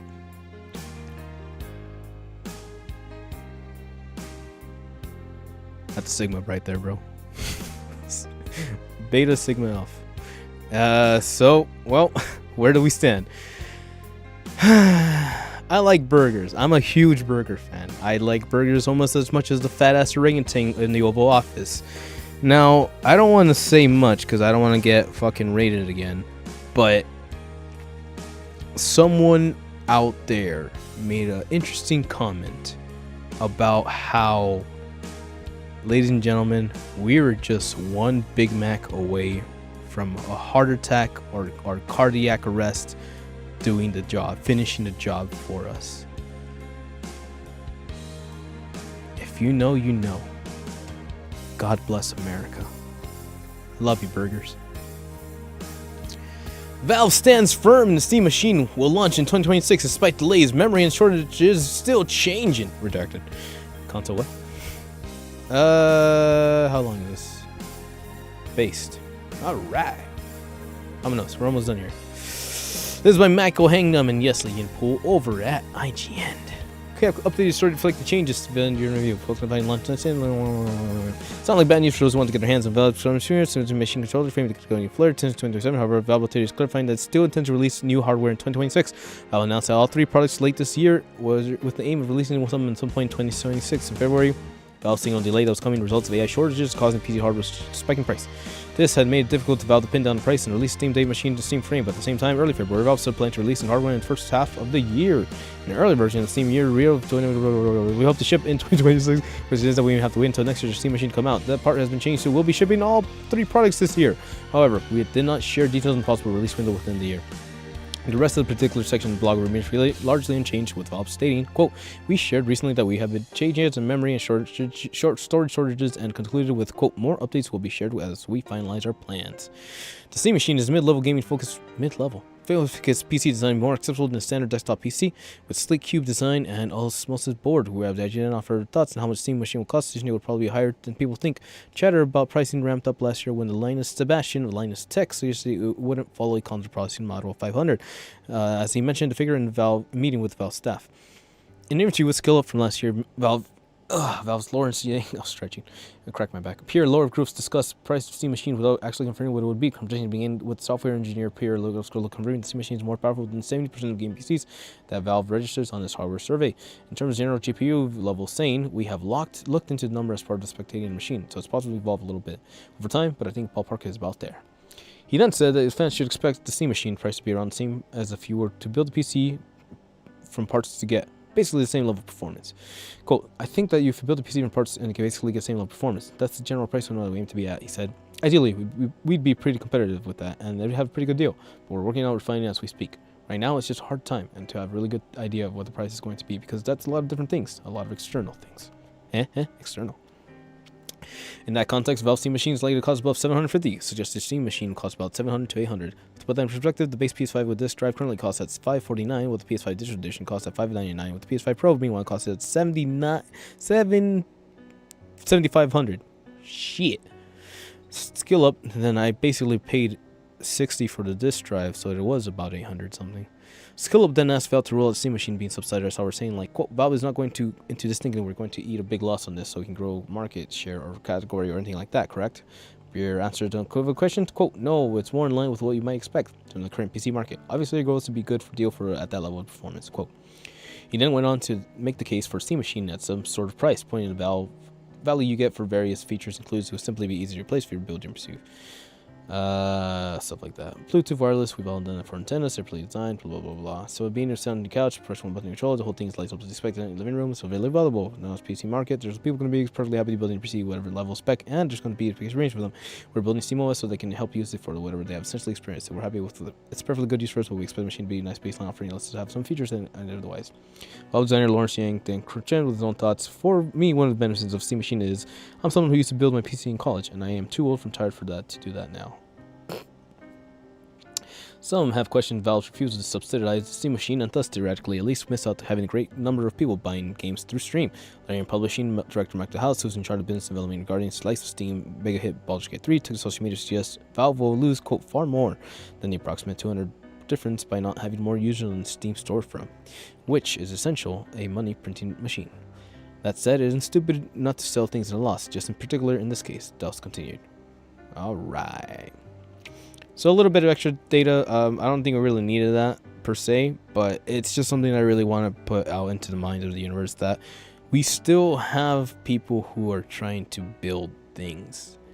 And it's just a really big bummer that because of how things are with governments not really reining in AI companies as they quote unquote should, because every AI company is essentially selling them snake oil, but they want to believe in. Watch Akira. But we have to understand that. We have to believe that that is what it is and see where we go from here. And somebody like Valve and Gabe Newell, who likes his yachts, respect to the guy, but you know, is still trying to do something different, unique, kind of his own thing, is gonna have to get very creative. And unfortunately, that ends up meaning that the consumer usually gets the brunt of the things. So it really sucks.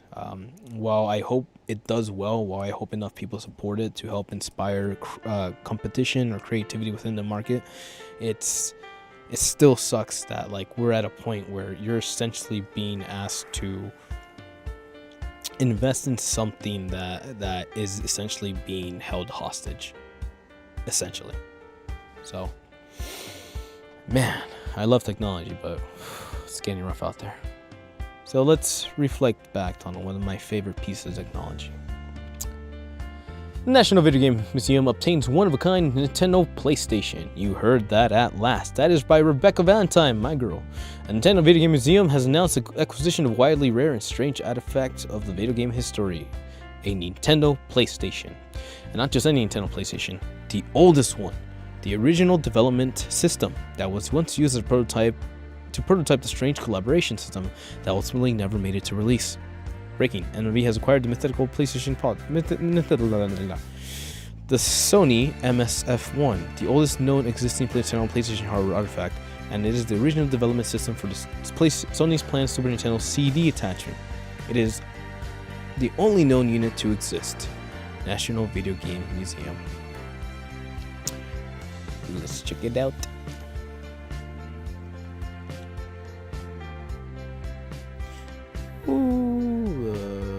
It's the only one unit to exist. One of the biggest what-ifs of all time now lives here at the National Video Game Museum. Shee! Look at that. Whew. Strange little guy. Not for sale, MSF. Oh, it's an attachment. Yeah. A little CD disc drive port. Power, busy, eject. Well, it looks like shit. But look, they even wanted you to play music with it. So they were expecting the thingy to be a music player. That is crazy, man. Crazy taxi. Whew, that's cool. Alright.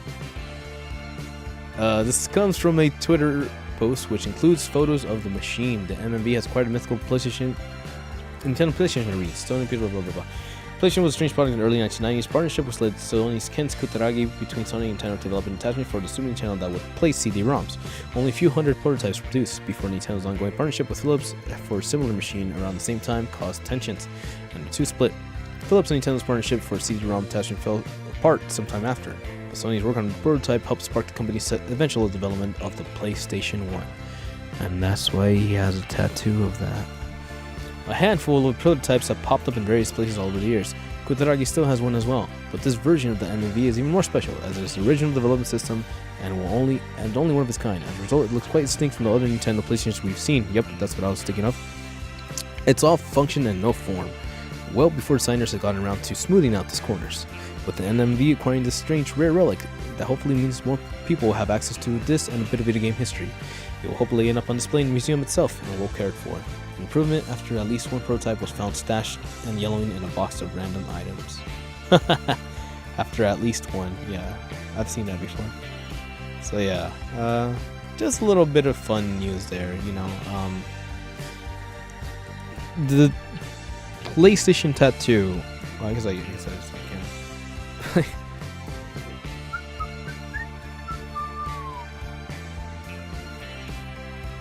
Santo. Ouch. The PlayStation tattoo. Like, here we go. It was the first guy I ever got. It's a good time.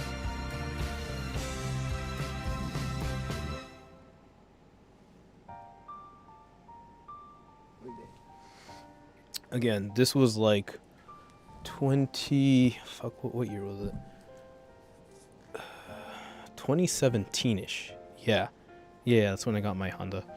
It was 2017, and PS4 was rage. You know, I was there. I was there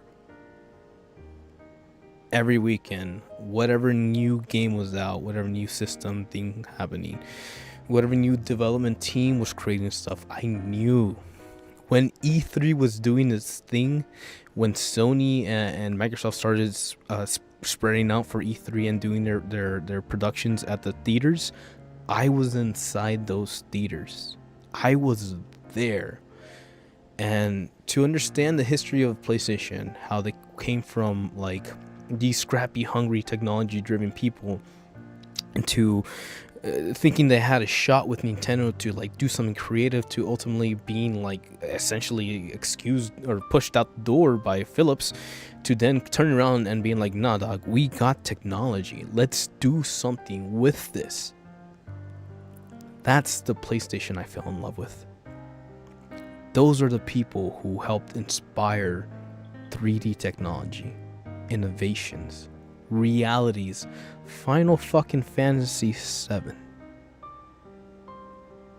That's why I have that tattoo. That's why it was my first tattoo. So, to see where we are right now, to understand why we are the way we are now, because I'm not a fucking idiot who chooses to stick my head into the ground and not get political. There's a quote out there that I don't even remember, but it basically boils down to that just because you don't want to get political doesn't mean the government won't get political with you. Or I think it's even if you don't use your vote, don't want to use your vote, even if you don't use your vote, if you don't use your vote, the government will use your vote for you. That's what that's about. So fuck your bottom revenue. Fuck your bottom dollar. Get political. Stop being a little bitch and fucking talk about something that actually matters to you. And if that's something that I disagree with, fuck it. We can talk about it. But don't stand there and pretend that our safe little universe is not going to be affected by this. The time to act is now. The time to fucking actually have a fucking heart, or to humanity to step forward, is now. You won't get that later.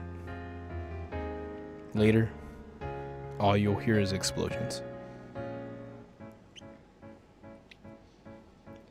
I'm just a little silhouette of a man. Scaramouche, gonna be the fandango. Stranger things are lightning, Mary, frightening me. Galileo Figaro. Nobody loves me. From a poor family, sparing this time when this process I take. Easy come, when you let me go. The will let you go. Never never let me,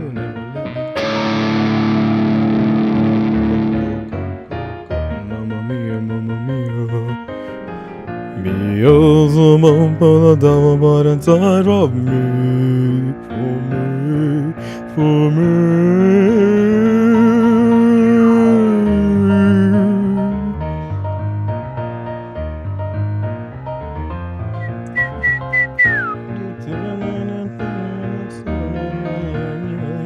I'm getting distracted. Well, that's another beautiful week. Sunday, fun day. Again, I don't necessarily like,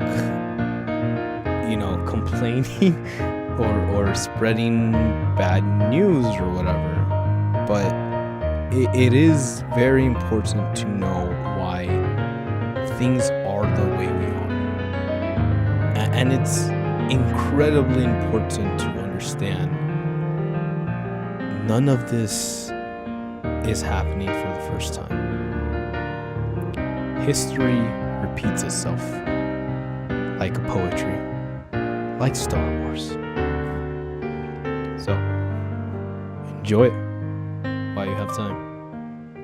Sometimes, time is the only thing you have. Nothing really matters.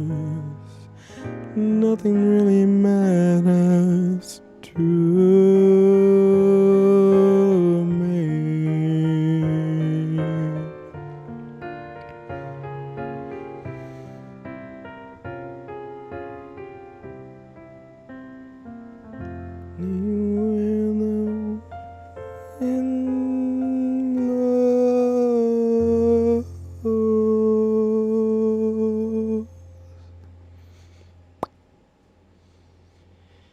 You got it.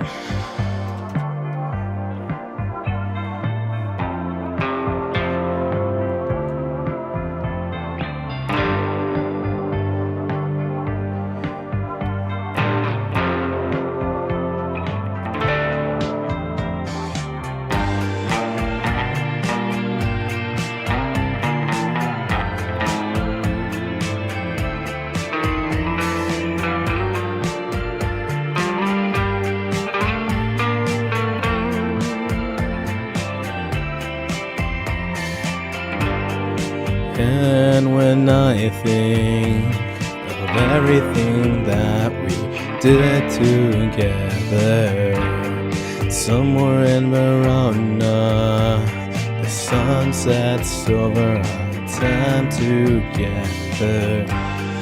Thinking it over, till young and sentimental, our hearts so gentle. Such a shame we drift apart. Oh, but I just can't wonder, can't we last forever? I watched the sunset, something sent me, I gotta get up and chase it. Na, na, na.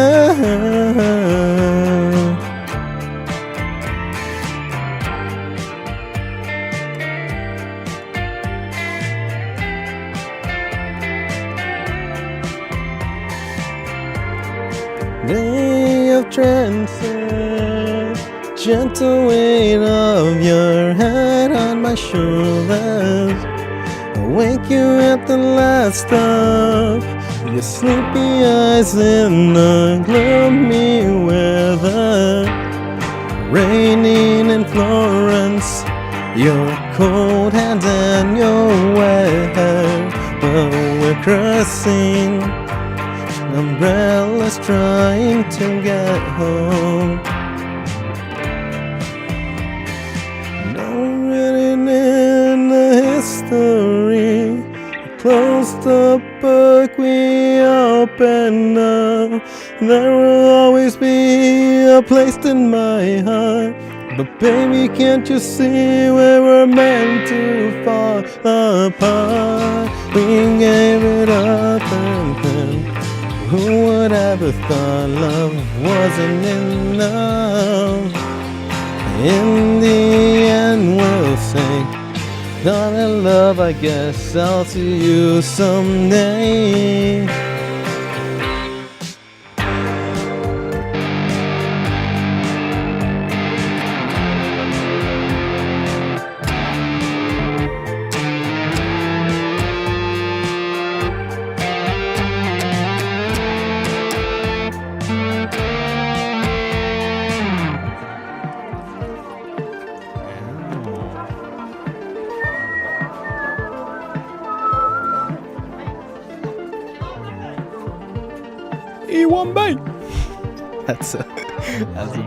That's a Black Panther reference. Rest in peace, Chad. E1 bite.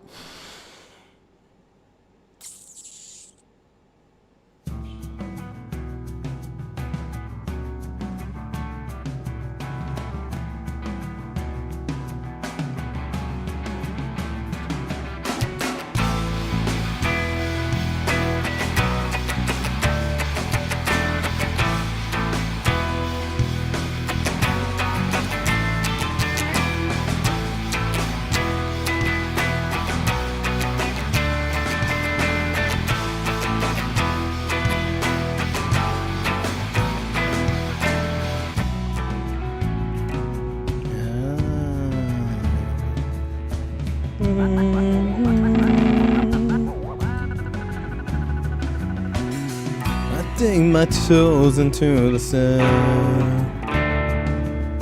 Sky lick jumbles 1,000 canopies, trying to cross the blue blanket. I lean against the wind, on the high end weightless. And in this moment I am happy.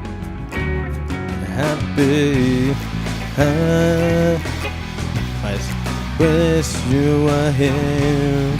I wish you were here. I wish you were here. I wish you were here.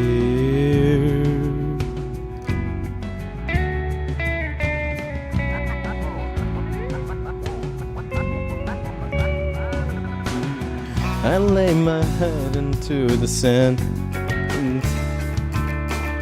The sky resembles a palette canopy with holes flushed in it. I'm counting UFOs, signal them with my lighter. And in this moment I am happy, happy. I wish you were here. I wish you were here. Wish you were here. I wish you were here.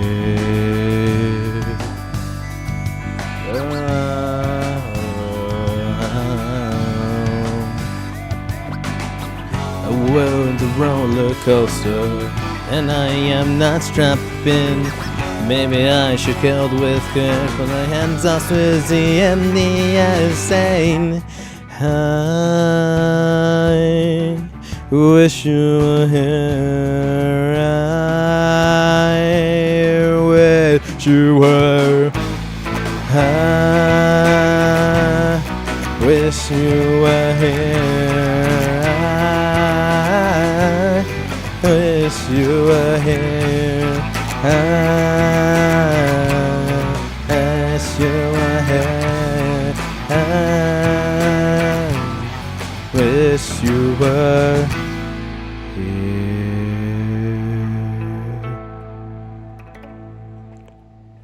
Ow, my hand's getting numb. That's probably the watch's phone, but some too. Well, it's time to go. But I figure we do one for the king. So it's because it's Sunday. Also, or not. Let's go back to the Bon Jovi. Also, this has been nice. Thank you for that. Appreciate it. And yeah, man, things are gonna he's gonna keep on moving out there. You know what I mean? It's just one of those things that you hit a certain point in your life when obviously you can't control the universe. That's just the way it is. While some might argue you can, the more money you have, the more influence you have, the more blah blah blah you have, you can, but not truly, right? You can influence things. You can choose to act a certain way.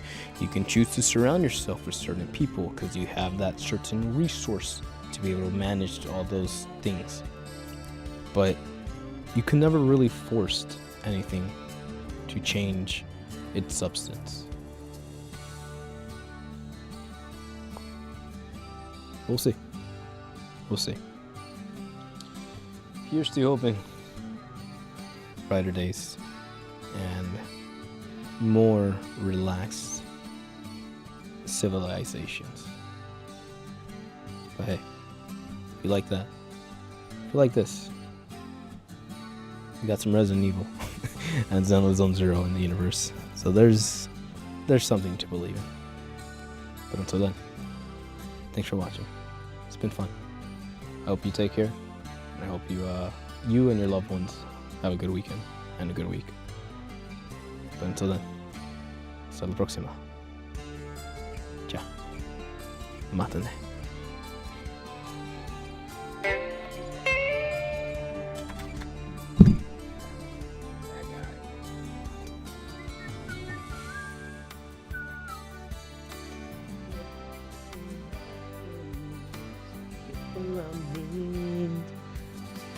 Gonna sit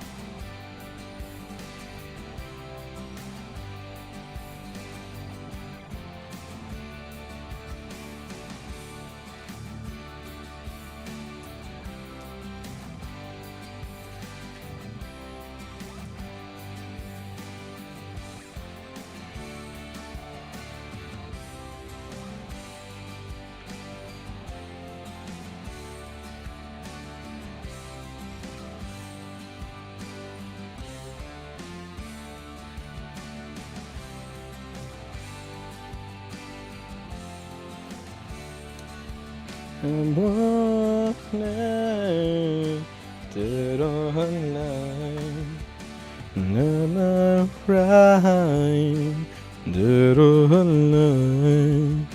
Still I drive through the line, through the line, through the line, through the line.